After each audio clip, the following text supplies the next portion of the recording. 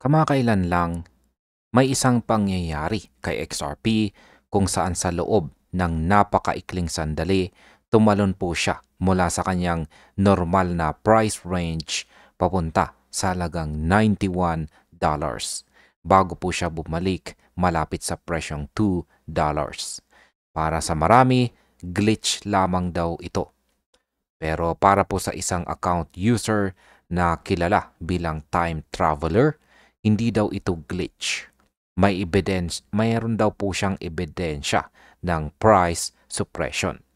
At kung tama po siya, baka hindi pa natin nakikita ang tunay na halaga ng XRP. Kaya ngayon ay pag-uusapan po natin kung totoo ba ang pangyayaring ito, kung paano po ito nakakaapekto sa market psychology, at kung ano ang dapat po nating bantayan bilang mga traders at hodlers.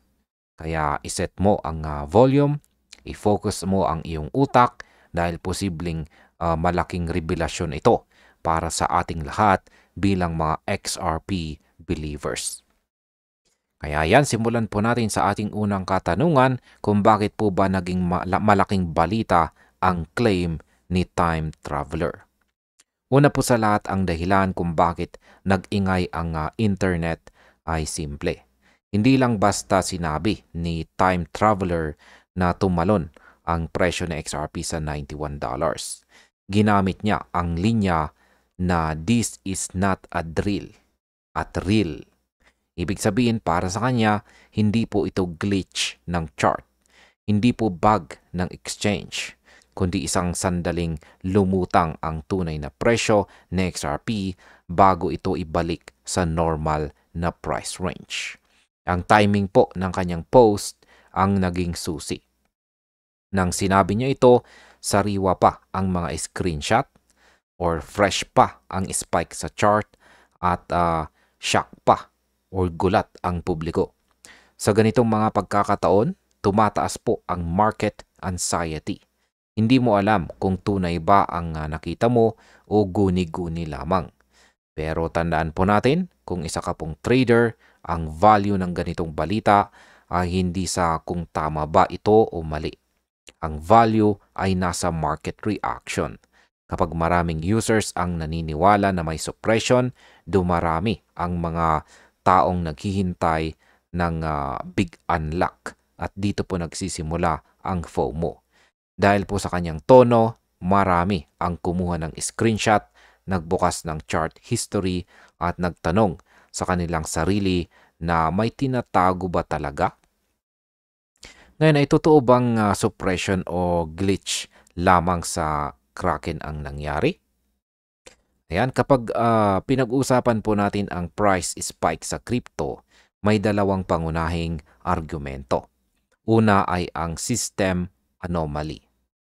Pwede itong mangyari dahil sa API error, pag-refresh ng chart na mali, o liquidity issue sa loob ng exchange. Kung walang nakamatch na trade volume, normal po itong mangyayari. Kaya maraming traders ang agad nagsabi na glitch lamang yan. Pero si time traveler ay tumanggi sa ganitong simpleng paliwanag. Ang sabi niya, the price registered as legitimate before being suppressed. Ayan, ang salitang registered ay mabigat. Mabigat po ito sa mundo ng trading. Ibig sabihin, lumalabas ito bilang valid price sa system, hindi lang basta visual glitch. At kung totoo po ito, may dalawang posibleng kahulugan. Una, may malaking whale o institutional trade na pumasok pero hindi po intended para sa public visibility. Pangalawa, may price level na lumabas dahil po sa off-chain activity o internal liquidity route na hindi po nakikita ng mga retail users. Kung suppression po ang nangyari, hindi ibig sabihin na may evil villain or kalaban na nagpapababa ng presyo. Mas tama itong tawagin na price containment, kung saan hinaharangan ng mga market makers o liquidity providers ang mabilis na pag-angat para hindi po sumabog ang volatility. Sa madaling salita, parang may takip sa bote. Umaangat ang pressure sa loob pero may limit ang nakikita natin. Ngayon ay bakit po ba nagiging mahalaga ang narrative ni time traveler?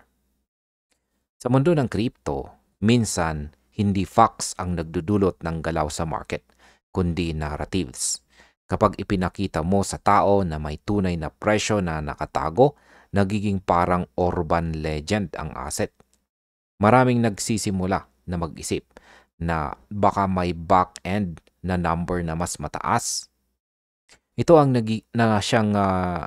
ito po ang nagigising or gumigising sa mga dormant holders.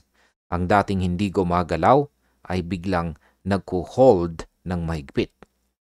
Ang pinakamalagang epekto ng ganitong narrative ay hindi po price pump. Ang tunay na epekto ay attention and aggression. Marami pong traders ang biglang nagiging predatory. Nag-aabang sila ng anomalies, naghanap ng liquidity gaps, at sumusubok mahuli ang next spike. Kapag ang isang post tulad nito ay galing pa sa isang persona na kilala sa crypto space, mas lumalakas ang loob ng mga tao. Sa psychology, tinatawag itong confirmation amplification.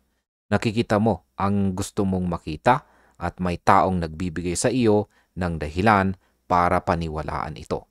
Kaya para po sa mga hodlers, tumataas ang conviction. Para naman po sa mga short-term traders, tumataas ang risk appetite.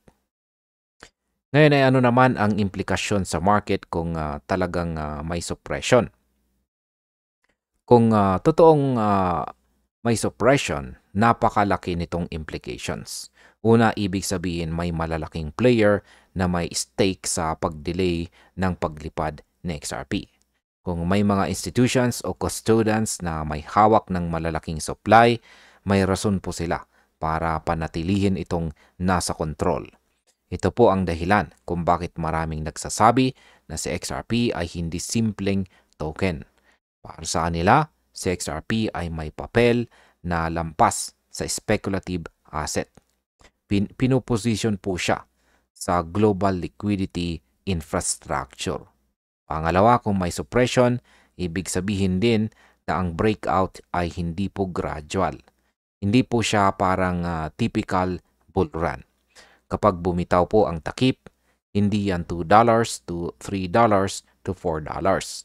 Makikita mo biglang $30, $60, at saka $100. At ito ang kinatatakutan ng mga nagmamanage ng liquidity.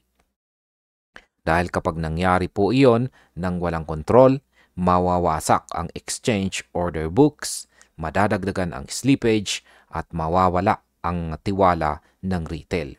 Ito po ang rason kung bakit maraming naniniwala na controlled ang paggalaw ng XRP. At yan bilang ano po pala ang dapat nating matutunan sa nangyaring spike dito. Una, syempre wag po tayong bulag sa data. Kapag may malaking anomaly sa price feed, hindi ibig sabihin na glitch agad. Hindi rin ibig sabihin na conspiracy agad. Ang tama pong mindset ay ganito. Observe, document, tapos analyze. Dahil kung may pattern, makikita mo iyon sa historical traces.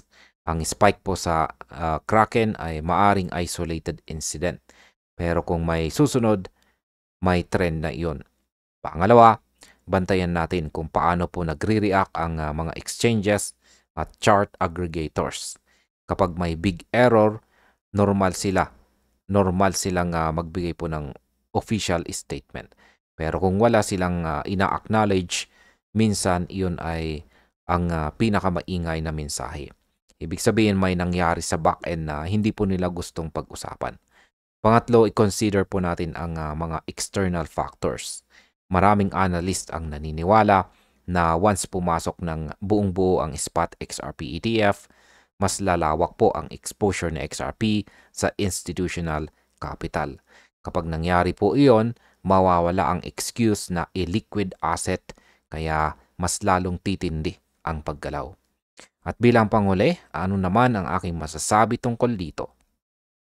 Para sa akin, hindi issue kung glitch ba iyon o hindi. Ang mas mahalagang tanong ay bakit sa bawat breakdown ng kwento, mas lalo nating naiintindihan ang character or ugali ng XRP. Para po siyang nilalang na may dalawang muka. Isa para sa mga retail traders at isa para sa mundo ng institution.